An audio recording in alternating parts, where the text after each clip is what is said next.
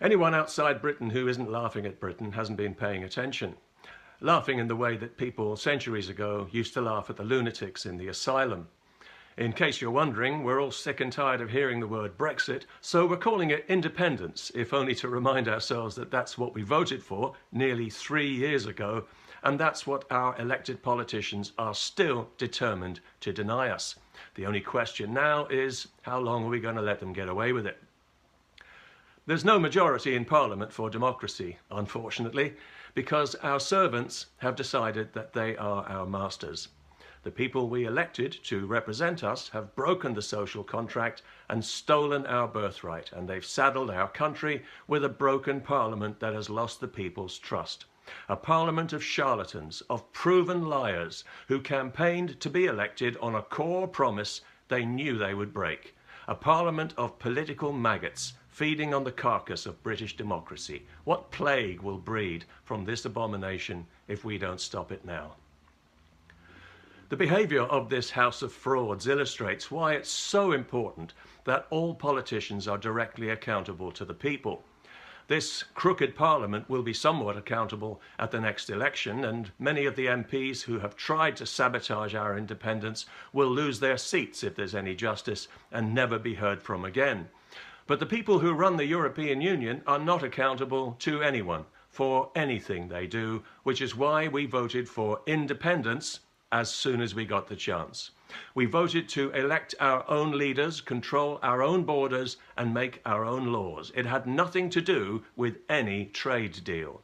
Trade and other mutual arrangements, cultural, scientific, and so on, can be agreed between sovereign nations without the need for anyone to give up their sovereignty. There's no reason for Europe to be ruled by a Politburo of unaccountable career politicians in Brussels. It's a parasitical level of government that should not be there. The European Union exists to put that level of government there for the benefit of career politicians who don't want to be accountable to the plebs for their globalist open borders agenda, because they know that the plebs would never vote for it, so the plebs need to be neutralized, which is what the European Union's function is, using trade as an excuse to superimpose itself politically over the nations of Europe, to snuff out democracy whenever it tries to raise its head, as it has done several times and been ignored or overturned, and to kill the nation state. It's vital to the European Union's survival that the nation state is destroyed. A successful United Kingdom might encourage other countries to seek independence, so they're determined to make an example of us and to grind us under heel if they can, so that other countries can see what happens to anyone who tries to leave. And our own politicians are complicit in this.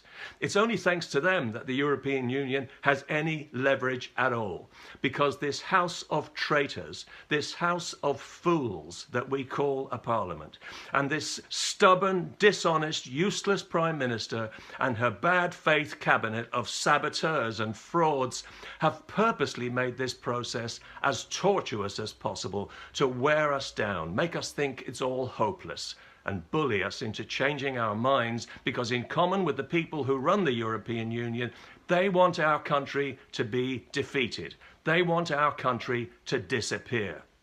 All three establishment parties, the Conservative Party, the Labour Party, and the Liberal Democrat rump of a party, have shown that when push comes to shove, they cannot be trusted with our freedom. They have poisoned our politics, and they have poisoned our society irreparably. A vote now for any of these parties is a dirty vote. It's a vote of complicity. And we know now, beyond any doubt, that it's a vote for the curse of globalism. All three of these parties are pulling in the same direction, despite what they may say in their manifestos. They're pulling us towards a progressive world of open borders that would be impossible to govern democratically, even if politicians wanted to, which they wouldn't.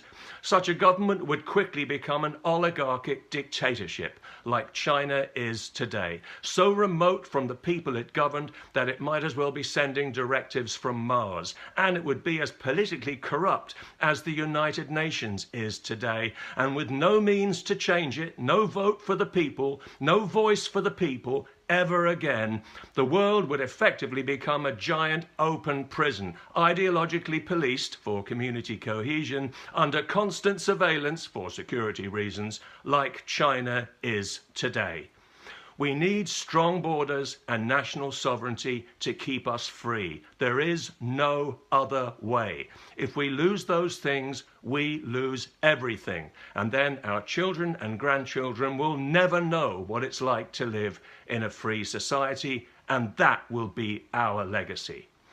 So the very worst thing that we could do right now is not to vote, as some people have suggested. You might say, well, what's the point of voting? They won't listen anyway. Oh, yes, they will. They'll listen when they get voted out. They'll be all ears then. And that's entirely up to us. We still have all the power here. All we got to do is use it. And use it, surely, this time we must.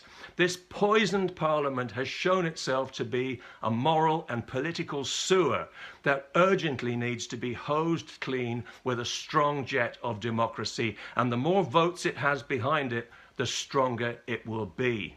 Wherever you live in Britain, you'll find an independence candidate to vote for in the next election, to send these people the message that they are our servants, not our masters, for what they have tried to do to us and for what they have done to our country. They need to be taught this lesson, and they need to be taught it hard. Being governed by these people now would be like living with somebody who has tried to kill you. They are a serious, proven threat to our freedom, and they should never be elected again. And vote too, if it comes to it, in the coming elections for the European Union's puppet parliament, which is full of people on fat pensions who are too well paid to cause any trouble. Vote to put people in that parliament who will cause trouble. The more trouble we can cause for the European Union, the sooner we'll be free. You know, this truly is a watershed moment, not just for Britain, but for the whole of Europe.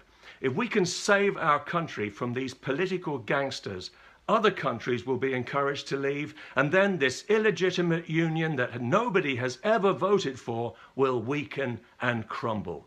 But if we allow independence to be stolen from us now, if we allow our country to be visibly defeated, nobody else will put their head above the parapet. Democracy in Europe will wither on the vine, and then it's only a matter of time before the entire continent, including Britain, is governed the way China is governed today. We will never get another chance to free our country from this tyranny. The political class will make sure of it. So in political terms, this is our battle of Britain. It's a battle that must be won, whatever the cost.